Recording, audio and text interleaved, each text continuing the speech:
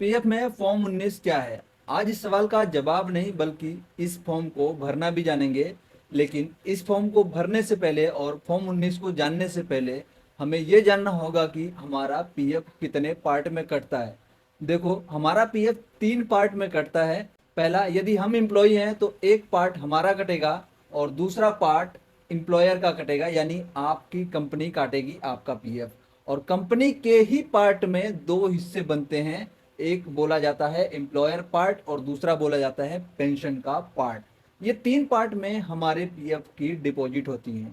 तो सबसे पहले जो फॉर्म 19 भरा जाता है, ये एम्प्लॉयर के पार्ट और एम्प्लॉई के पार्ट को मिलाकर पैसे निकालने के लिए फॉर्म 19 भरा जाता है। ये दो तरीके से भरा जाता है, पहला ऑनलाइन भरे जाते हैं और दूसरा ऑफलाइन भरा जाता है। अगर किसी के पीएफ में कोई दिक्कत हो तो वो अगर अपना सिर्फ और सिर्फ पीएफ का पैसा निकालना चाहता है, यानी मेंबर अपना खुद का शेयर निकालना चाहता है और एम्प्लॉयर का शेयर निकालना चाहता है, तो वो इस फॉर्म को भर सकता है। और पेंशन का पार्ट निकालने के लिए कंपोजिट फॉर्म भी आता है जिसे हम भर सकते हैं। उसमें 3 फॉर्म होता है, एक साथ ही 3 फॉर्म होते हैं, फॉर्म 19, फॉर्म 10C और एडवांस क्लेम का भी उसमें फॉर्म होता है जो फॉर्म 31 के रूप में होता है। तो चलिए फटाफट मैं आपको ले चलता हूं अपने सिस्टम में और साथ ही साथ मैं ये भी बताता हूं कि इस फॉर्म को कैसे भरा जाता है। मैं एग्जाम्पल के रूप में आपको सारी चीजें बताऊंगा और आप अपने तरीके से आप भी उसे भरते रहिए। तो यहाँ चलने से पहले मैं आपसे रिक्वेस्ट करता हूँ कि अभी तक आपने अगर मेरे चैनल को सब्सक्राइब नहीं किया हुआ है तो प्लीज सब्सक्राइब करिए और फॉलो करिए ताकि आपको इस तरीके की वीडियोस मिलती रहे। मैं पीएफ से रिलेटेड, आधार से रिलेटेड, यानी इंफॉर्मेशन से रिलेटेड हर तरह की वीडियोस लाता रहता हूँ जो आपके काम आ सकती है और आप कभी भी किसी चीज में नहीं फंसेंगे। तो चलिए मैं फटाफट शुरू करता हूँ। तो देखिए, मैं अपने सिस्टम में आ चुका हूँ। अगर आपके पास ऑफलाइन भरने का जो फॉर्म है वो आपके पास अवेलेबल है तो सबसे पहले आप इसे इंटरनेट के माध्यम से आप सिस्टम से भर सकते हैं। लेकिन अगर आप पेन से भर रहे हैं तो पेन लेकर तैयार रहिए, मैं एक एक करके स्टेप बाय स्टेप बताते चल रहा हूँ आपको। तो इस तरीके का फॉर्म 19 आपको प्रपत्र 19 दिखता है। तो आप इसे पूरा देख लीजिए एक बार किस तरीके का फॉर्म होता है और इसे भरना होता है। सबसे नीचे हस्ताक्षर करने होते हैं, यानी नियोक्ता का हस्ताक्षर होता है और सदस्य के हस्ताक्षर होते हैं, यानी बिना कंपनी के सिग्नेचर के आप इस फॉर्म को सबमिट नहीं कर सकते हैं। अगर कंपनी बंद हो चुकी है तो आप अपने बैंक, यानी जिस बैंक का आप इसमें पासबुक या चेक लगा रहे हैं, तो उसके सिग्नेचर करवा कर भेजेंगे, तब आपके पैसे निकल पाएंगे, एम्प्लॉई और एम्प्लॉयर का शेयर। तो इसे सबसे पहले ऊपर से मैं बताते हुए चल रहा हूँ आपको।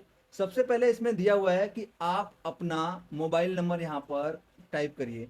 तो आप यहाँ अपना मोबाइल नंबर टाइप करेंगे, यहाँ पर 10 डिजिट का मोबाइल नंबर टाइप करिए। मैं XYZ रैंडमली से टाइप कर रहा हूँ, आपको अपने हिसाब से अपना मोबाइल नंबर लिख लेना है जो 10 डिजिट का नंबर है, उससे ज़्यादा डिजिट का नंबर इसमें नहीं लिखना है। उसके बाद पहले नंबर पे यहाँ पर नंबर 1 लिखा हुआ है, सीरियल नंबर 1 पे सदस्य का नाम लिखा हुआ है, तो यहाँ पर सदस्य का नाम लिखना है। कुछ भी नाम हो आप अपना नाम लिखेंगे, स्पेस।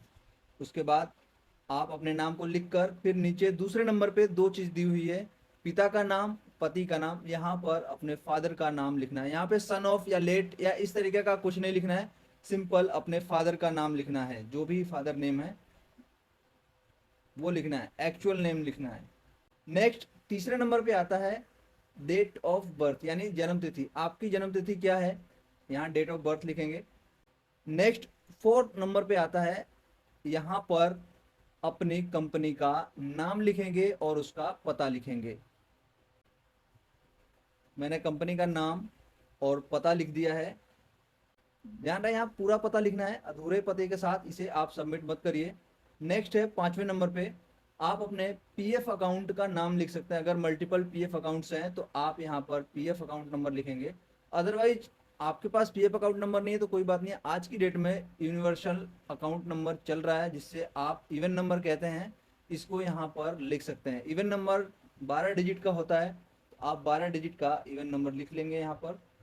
उसके बाद नीचे स्थापना में प्रवेश करने की तिथि, यानी डेट ऑफ ज्वाइनिंग। आपने कंपनी जब ज्वाइन किया था वो डेट ऑफ ज्वाइनिंग यहाँ लिखना है। और 6ठे नंबर का कंप्लीट हो चुका है। 7वें नंबर पे हम आते हैं, नौकरी छोड़ने की तिथि।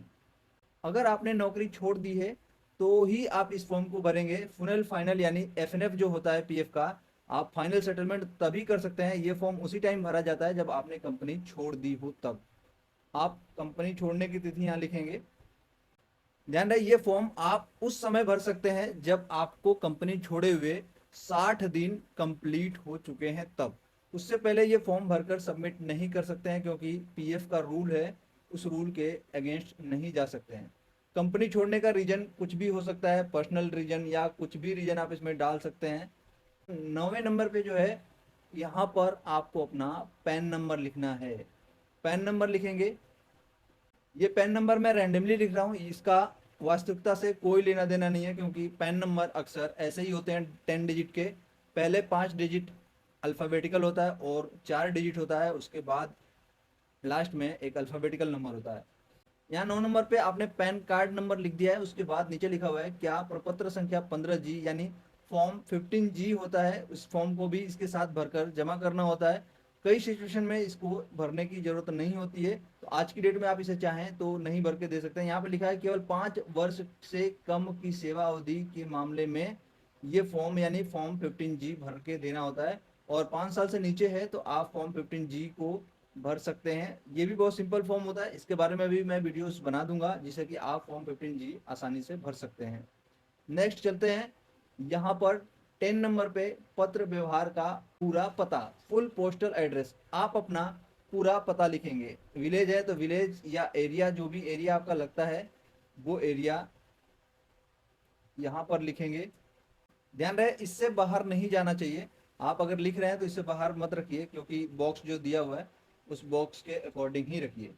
नेक्स्ट जो है, यहाँ पर आपने अपना डिस्ट्रिक्ट लिख दिया, उसके बाद उत्तर प्रदेश, यानी पूरा पता लिखना है यहाँ पर with pin code. Full address का मतलब ही होता है कि पिन कोड के साथ पता लिखा जाए। नेक्स्ट 11 नंबर में आपको यहाँ पर अपने बैंक से रिलेटेड इंफॉर्मेशन भरनी होती है। यहाँ लिखा हुआ है भुगतान की विधि, मोड ऑफ पेमेंट, बचत बैंक खाता, सेविंग अकाउंट नंबर। यहाँ पर अपना खाता संख्या लिखना है, यानी बैंक अकाउंट नंबर लिखना है। बैंक अकाउंट आपका 10 से 12 डिजिट का हो सकता है, या कई सिचुएशन में अलग अलग अकाउंट्स जो हैं वो 15 से 14, 12 इतने संख्या के हो सकते हैं। आप अपना एक्चुअल बैंक अकाउंट नंबर यहाँ लिखेंगे। उसके बाद बैंक का नाम लिखना है, HDFC हो या फिर UBI हो, पूरा नाम लिखना है, यहाँ पे शॉर्ट में नहीं लिखना है। नेक्स्ट है शाखा का पता, यहाँ पर अपने शाखा का पता लिखना है, यानी जिस बैंक में आपका खाता है उसका पता लिखना है। आप यहाँ पे पता लिखेंगे, मैं यहाँ पे शॉर्ट में लिख रहा हूँ, आपको वहाँ का एरिया का नाम लिखना है, और डिस्ट्रिक्ट, स्टेट, पोस्ट ऑफिस जो भी लगता है वो सब लिखना है यहाँ पर। नेक्स्ट है IFSC कोड, अगर SBI का है तो SBIN जो भी है शुरू होता है, उसके बाद यहाँ पर SBI का IFSC कोड लिखेंगे। पंजाब का है यानी PNB का है तो PNB का लिखेंगे, जो भी है। लिखने के बाद नीचे यहाँ पर आपको अपने सिग्नेचर करने हैं। उसके बाद नियोक्ता से यहाँ सिग्नेचर लेना है, और उनकी ऑथराइज स्टैम्प भी यहाँ पर लगानी होगी और सिग्नेचर के साथ होना चाहिए, तब ये कंप्लीट होगा। यहाँ पर एक चीज़ और है, इसे ध्यान से पढ़िए क्या लिखा हुआ है, जिससे कि आपको थोड़ा और क्लियर हो जाएगा। सदस्य द्वारा यह घोषणा की जाती है कि वह 2 माह से कहीं काम नहीं कर रहा है। हाँ नहीं, ये आपको इस पे टिक लगाना है। हाँ है तो हाँ लिखिए, ना है तो नहीं लिखिए।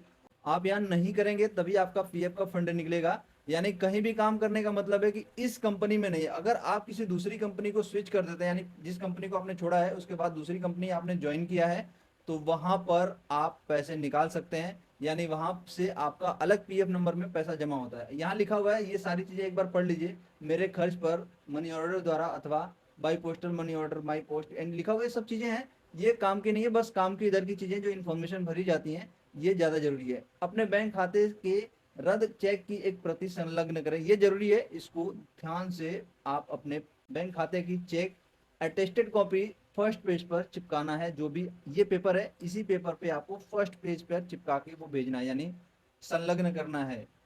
तो आपने देखा हमने कितने ही आसान तरीके से फॉर्म 19 फॉर्म को भरना सीखा भी है, और ये जाना है कि आखिर फॉर्म 19 होता क्या है। तो आई होप फॉर्म 19 से रिलेटेड आपको कोई भी कंफ्यूजन नहीं होगी। अब से आप फॉर्म 19 भरना भी सीख चुके हैं, और फॉर्म 19 के बारे में भी जान चुके हैं कि फॉर्म 19 क्या है। तो एक बार जाते जाते फिर से मैं आपसे कहना चाहता हूं, अगर अभी भी आपने मेरे इस चैनल को सब्सक्राइब नहीं किया हुआ है तो प्लीज़ चैनल को सब्सक्राइब करो और अपना सपोर्ट दिखाओ, क्योंकि हम आपके लिए बहुत सारी इसी तरीके की वीडियोस चलाते रहते हैं। फिर मिलेंगे। जय हिंद, वंदे मातरम, राधे राधे, जय श्री कृष्ण दोस्तों।